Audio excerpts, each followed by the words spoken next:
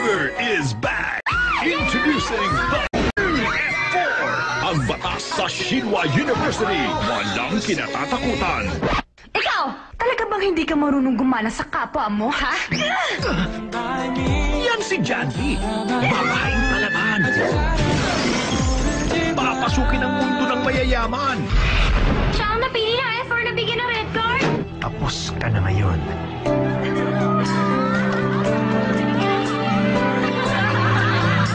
Sa kanyang pag-iisa, isang kaibigan ang kanyang matatagpuan, si Jihu. Pero may isang lalaking gugulo sa mundo niya. Ikaw! Si Junpyo, leader ng F4. Ang babaeng yun, hindi siya mawala sa isipan ko. At habang nagagalit sa akin, lalo lamang siya nai-inlove sa akin. Ano bang gusto mong gawin ko? Tall and handsome naman ako. Matalino at mayaman. Hindi ako maganda, hindi ako matalino.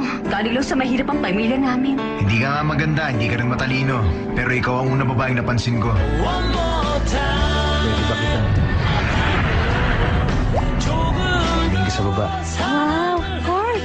Pinangako ko sa sarili ko na dadaling ko ang aking first love dito. Dalawang kilabot ng campus, mai-inlove sa kanya. Nababasa mo ba ang sinasabi ng puso ko?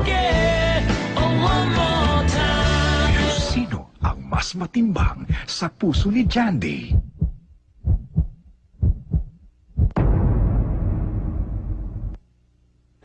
This May, ABS-CBN proudly brings you the Korean novella phenomenon of 2009.